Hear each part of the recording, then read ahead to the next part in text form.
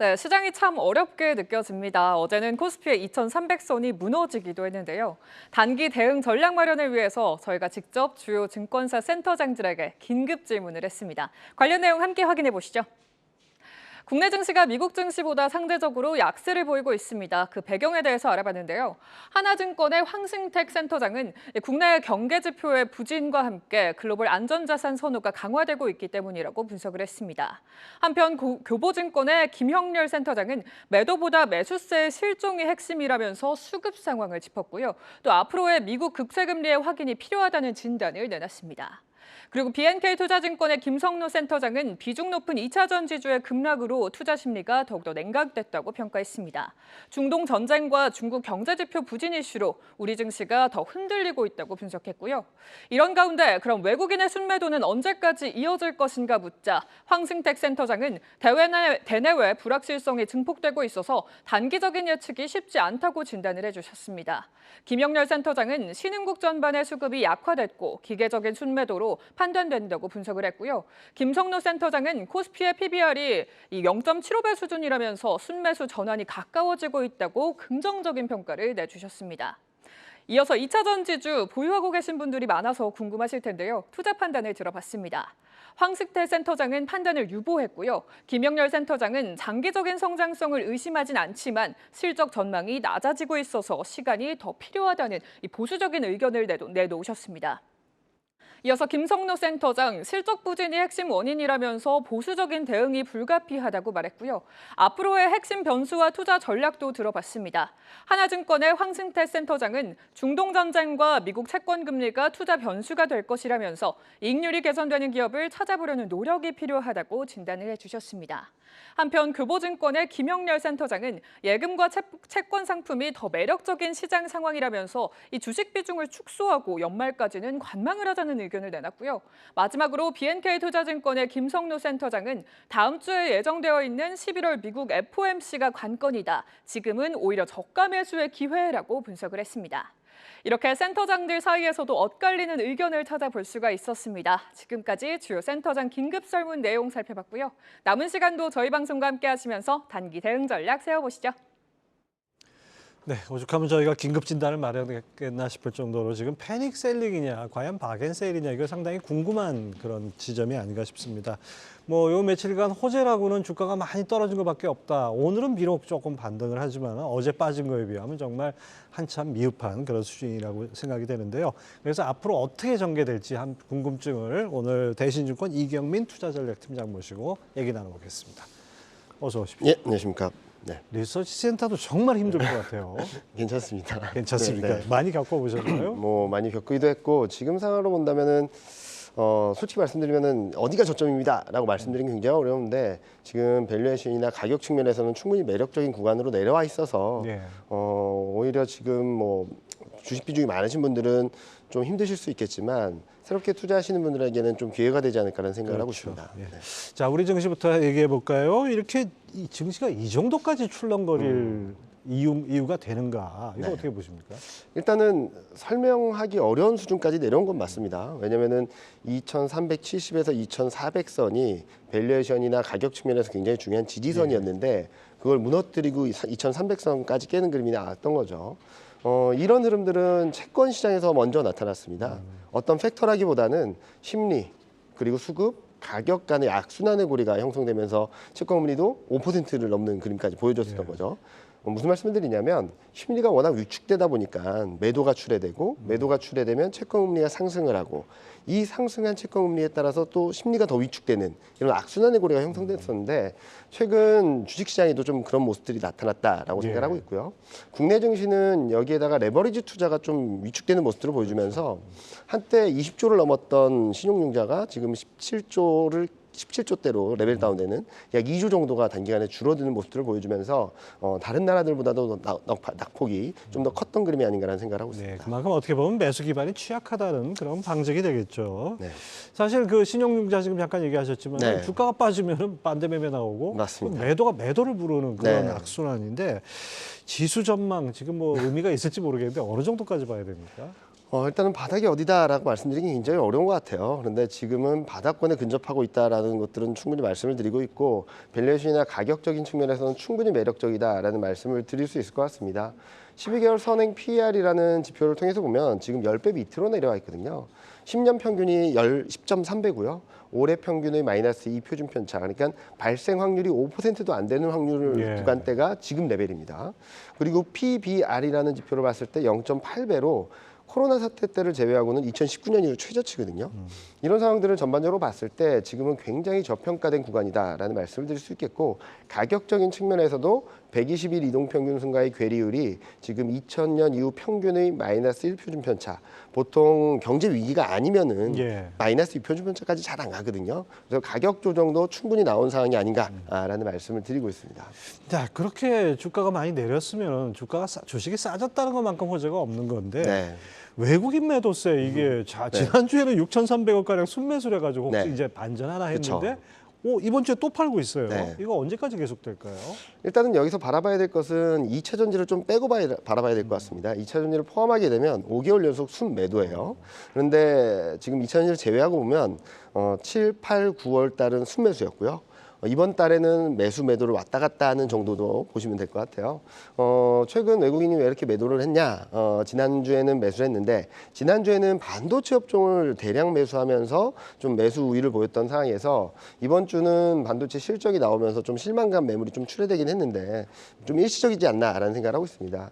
특히 장기적으로 본다면은 외국인이 반도체를 빼고는 거의 판 게 없거든요. 예. 이 와중에 반도체, 자동차, 기계, 조선 이런 업종들은 사고 있고요. 즉 차별적인 대응을 하는 것이지 외국인이 한국 시장을 떠나는 그림은 아니다라고 예. 생각하고 있습니다. 특히 외국인 보유 비중을 보면 31.6%를 넘어서고 있는데 이 수준이 어느 수준이냐면 22년 2월 이후 최고치입니다. 그 정도로 외국인은 표면적으로 2차 전지 때문에 대량 매도를 하는 것처럼 보이지만 그 안에서 매수하고 있는 업종들을 좀 더 선별하는 기회를 찾자라고 말씀드리고 싶습니다. 팀장님 지난 23일 리포트를 보니까 2차 전지를 제외한 코스피 지수 따져보니까 연초와 비교했을 때 네. 1% 수준대 네. 차이. 현재는 어떤 상황입니까? 국내 저점 이게 하여튼 지수 저점을 예단할 수 있는 건지 어떻게 지금 보면은 2차 전지를 포함하게 되면 저점을 깨고 계속 내려가는 그림처럼 보이잖아요. 그런데 2차 전지를 제외하고 지수를 보면은 지금 딱 연초 수준입니다. 딱 맞아 있고요. 그리고 연초 수준이라고 해서 그럼 다 깨지고 내려온 거냐? 그게 아니라 7월 말, 10월 초 이때 저점이 예. 지금 수준이거든요. 그래서 어떻게 보면은 2차 전지를 제외한 나머지 시장들을 봤을 때는 지금은 저점을 확인하는 과정이 아닐까라는 생각을 하고 있고요. 또 한편으로는 이런 지수 전체적인 흐름이 불안정한 상황 속에서도 레벨이 올라간 상황에서 추세를 아직 훼손하지 않고 있는 업종들이 좀 있거든요. 예. 그런 업종들을 좀 더 집중할 필요가 있지 않나라는 생각을 하고 있습니다. 네. 자, 2차 전지 워낙 많이 빠지다 보니까 2차 전지 섹터 일부에서는 뭐 쇼커버 상황도 좀 있다는 얘기가 있습니다. 네. 펀더멘털상 뭐 내려올 만큼 내려온 거 아닌가 이런 얘기도 있어요. 뭐 일단은 급격한 가격 조정은 어느 정도 일단락됐다라고 생각하고 있어요. 아니면은 급격한 가격 조정의 정점을 지나고 있다라고는 생각을 하고 있거든요. 그런데 단순하게 이게 가격 조정뿐만 아니라 심리 그리고 반대 매매 그리고 레버리지 투자의 후폭풍 이런 것들이 남아 있다 보니까 반등했다가도 어느새 밀려나고 그런 모습들을 보여주고 있어서 저는 수급에 대한 부담들을 좀 덜어내는 시간이 좀 필요하다. 네. 가격 조정은 어느 정도 정점을 향해 가고 있는데 좀 시간이 필요한 구간으로 가지 않나라는 생각을 하고 있습니다. 따라서 2차 전지를 보유하고 계신 분들이라면 지금 레벨에서 매도를 하기보다는 좀 기다리시는 게 맞다라고 생각을 하고 있고요. 2차 전지를 새롭게 투자하고 싶으신 분들이라 하더라도 섣부르게 막 접근하기보다는 좀 흔들릴 때마다 조금씩 담아가는 플러스 알파 전략으로 가져가시면 좋지 않을까 생각을 하고 있습니다. 뭐 벤자민 그레이엄의 얘기가 뭐 장기 성장성이 네. 확실하다고 해요. 그게 투자 성과를 담보하는 건 아니다라는 맞습니다. 그런 네. 얘기가 다시 한번 떠오릅니다. 자, 2차 전지를 대량 매도했다는 것이 외국인들 특징인데 그럼 판 돈이 있으면 이거 어디 딴 것도 사야 될 거 아닙니까? 네. 어디로 갔습니까, 주로? 일단 10월 한 달 동안 매수한 것들을 보면 워낙 지수가 많이 밀리고 글로벌 전반적인 투자 환경이 좀 불안정하다 보니까 IT 하드웨어, 보험, 상사 자본재, 필수 소비재, 통신, 화장품 의료 전반적으로 좀 안정적인 내수주, 방어주 성격을 좀 매수하는 것처럼 보이고요. 그런데 좀 더 길게 봐서 올해 한 해 동안 수급을 보면은 반도체, 자동차, 조선, 보험, 기계, 상사자본재를 굉장히 많이 매수하고 있습니다. 특히 반도체 같은 경우는 15조 이상 샀거든요. 올해 한 해 동안에. 네. 그렇게 본다면은 지금 외국인이 좀 2차 전지로 인해서 많이 매도하는 것처럼 보이지만 어느 정도 포트폴리오 구축을 하면서 일단은 장기적으로 봤을 때는 수출주 그리고 저평가된 성장주 이런 종목들을 사는 가운데 지금은 단기적으로 방어주 쪽으로 좀 포트폴리오를 방어하고 있는 것이 아닌가라는 말씀을 예, 드리고 싶습니다. 하여튼 우리가 전체 총액만 보니까 네. 외국인이 매달 파는 것처럼 보이지만 지금 분리해서 보면 또 다른 모습이 네. 보입니다. 자, 우리 증시뿐이 아니라 미국 증시 좀 비교적 견조하다가 요즘 네, 또 맞습니다. 요동을 치고 있어요. 네. 그 오전 마감한 미국 시장 기술주에 대한 강한 매도세. 네. 이것이 쉽지 않을 것 같고 엔비디아 시총 1조 무너졌다는 것도 네. 또 하나의 특징이고 이런 가운데 아마존, 인텔 실적 발표했죠. 어땠습니까?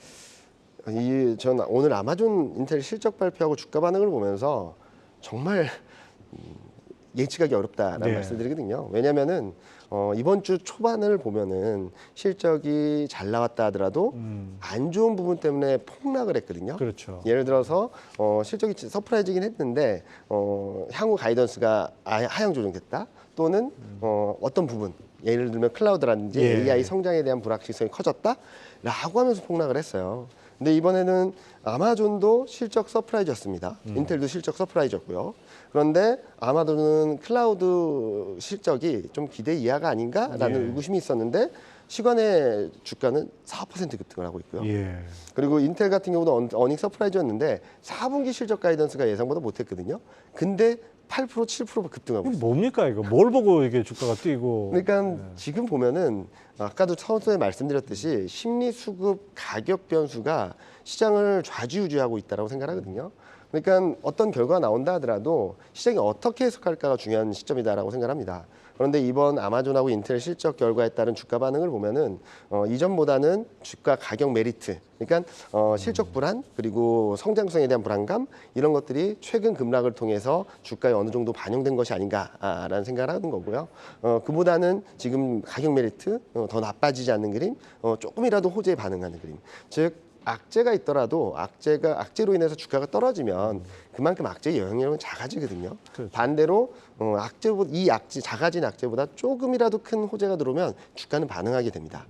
그런 모습들의 단초가 이번에 아마존하고 인텔 실적을 통해서 나타난 것이 아닌가라는 생각을 하고 있어서 지금 뭐 여지는 남아있다라고 생각을 하지만 여기서 추가적인 급락은 좀 제한적이지 않을까라는 생각을 하고 있습니다. 이 정치권에서 많이 얘기하는 게 있죠. 사실이 진실이 아니라 인식이 맞습니다. 진실이다라는 네, 것처럼 실적에 대해서 투자자들이 시장에서 어떻게 받아들이느냐가 주가를 좌우하는 거지. 맞습니다. 네. 객관적인 실적의 뭐 네. 서프라이즈 이게 문제가 아닌 것 네. 같아요.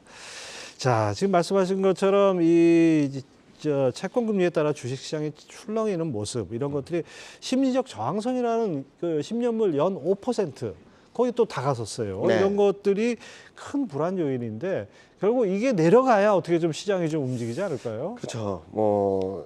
주식시장과 마찬가지로 채권시장도 5%까지 올라가는 과정을 보면은 웬만한 게 다 안 먹혔거든요. 그렇죠. 경질표 못 나와도 올라가고 잘 나오면 더 올라가고 연준 위원들이 완화적인 발언을 해도 올라가는. 그러니까 모든 호재들을 무시하고 악재에만 반응을 하면서 5%까지 갔는데 지금 보면은 이게 얼마나 심리적으로 취약했는지는 모든 것을 무시하고 올라가던 채권 금리가 빌 에크먼 발언 하나로 예. 꺾여버렸던 정도로 어떤 트리거가 될지 모를 정도로 예측 불허의 상황이다라고 생각할 수 있겠죠. 근데 다행히 어제 미국 GDP 성장률이 서프라이즈를 기록했음에도 불구하고 채권 금리가 꺾였습니다. 즉 성장은 정점을 통과하고 있구나라는 생각을 하면서 저는 이제부터는 그동안 말씀드렸던 심리와 수급 가격 간의 악순환의 고리가 어제를 기점으로 조금씩 약해지는 것이 아닌가라는 생각을 하고 있고 그렇게 본다면은 지금부터 채권 금리가 5% 이상으로 추가적인 급등을 하기보다는 점진적으로 하향 안정세를 보이지 않을까라는 예상을 하고 있습니다. 그 어젯밤에 나온 그 미국 GDP 네. 깜짝 놀랐어요. 뭐 네. 3분기 뭐 물론 연율 기준이니까 네, 네, 4.9%라면은 뭐 대충 이제 그 전기 대비로만 하면은 약 한 뭐 1.2% 2, 3% 정도, 2, 3% 정도 네, 나오는 네. 거죠. 곱하기 4보다는 조금 좀 차이가 네. 있지만은. 그다음에 또 이제 오늘 밤에는 이제 PC 개인 소비 지출 나오고 네. 이런 것들이 이 지표가 연준의 금리 정책에 어떤 방향을 가리킨다 이렇게 봐야 될까요? 일단은 어떻게 본다면은 이번에 서프라이즈였던 것은 후행적으로 설명을 할 수 있는 부분인 것 같습니다. 3분기 GDP 성장률이죠. 그렇죠. 지난 그러니까 거니까. 예. 7, 8, 9월 달에 채권 금리가 왜 이렇게 급등을 했고 달러가 왜 이렇게 강했는지를 후행적으로 설명해 줄 수 있는 부분이라고 생각합니다. 그런데 3분기를 지난 4분기, 내년 1, 2분기까지는 지금 보셨던 4.9 전분기 대비 성장률을 연율화한 것들을 보면 1% 미만으로 전망이 되고 있거든요. 예. 그렇게 본다면은 지금은 경기가 정점을 통과하는 과정이지 더 좋아지는 과정은 아니기 때문에 어제 채권 금리가 좀 하락 반전했다라고 생각하고 있고요. 오늘 밤 PC 물가도 헤드라인 PC도 코어 PC도 둔화될 것으로 예상이 되고 있어서 물가도 여전히 안정세를 보이고 있다. 둔화세를 보이고 있다. 그리고 다음 주로 넘어가면 소비자 심리 지수, ISM 제조업 지수, 고용 지표 모두 다 전월보다 좀 부진한 모습들을 보일 예. 거라고 예상을 하고 있습니다. 그렇게 본다면은 경기 둔화로 인한 시장 금리가 좀 안정세를 보일 수 있고 11월 2일에는 또 FOMC가 있죠. 금리 동결을 예상을 하고 있고 지금 확률적으로 보면 99%예요. 99.9%입니다. 예. 이제 중요한 건 파월 연준의장 연설인데 9월 FOMC 그리고 지난번 연설을 통해서 시장에 굉장히 불확실성을 던져줬고 시장의 불안감들을 자극했는데 두 번 연속 이런 불안 심리를 자극했을 정도 어떤 말을 하든 매파적으로 해석했던 시장이라면 그로 인해서 시장이 이 정도까지 내려왔고 채권금리가 그 정도 올라갔다라면 이번에는 반대의 상황들이 나타나지 않을까라는 생각을 합니다. 시장의 불안 심리가 반영된 만큼 이번에 파월 연준의장의 발언들을 더 나쁘게 해석하기보다는 좀 완화적으로 해석하지 않을까라는 생각을 하고 있습니다. 자, 어쨌든 간에 지금 뭐 시장 참 어려운데 네. 이럴 때는 진짜 어떻게 대응을 하고 어떤 전략이 가능할까요? 아까 서두에 말씀드렸듯이 지금은 굉장히 저평가 영역으로 들어왔습니다. 그래서 주식 비중이 많으신 분들이라면 좀 기다리시는 전략이 맞다라고 생각하고 있고요. 새롭게 투자하시는 분들이라면 앞서 말씀드렸던 반도체, 자동차, 조선, 기계 업종 같이 실적과 수출과 수급이 어느 정도 뒷받침되는 업종들을 보시면 될 것 같고 2차 전지, 인터넷 같은 경우는 지금 시점에서 금리가 떨어지면 올라가는 그림들은 나올 겁니다. 그런데 수급이나 이런 것들이 여러 가지가 얽혀 있는 상황이라서 반등을 기대한다 하더라도 변동성을 이용해서 조금 분할 매수하시는 게 맞지 않을까라는 생각을 합니다. 비중이 많으신 분들이면 좀 기다리자. 새롭게 투자하시는 분들이라도 서두르기보다는 천천히 변동성을 활용해서 비중을 늘려가자라는 말씀을 그렇죠. 드리겠습니다. 오늘 반등하지만 월요일 날 또 계속 반등이 이어가리라는 확신을 갖기가 어렵다는 네. 점에서 지금 말씀하신 대로 좀 보수적인 접근이 필요할 것 같습니다. 대신증권 이경민 투자전략팀장 함께했습니다. 말씀 감사합니다. 네, 감사합니다.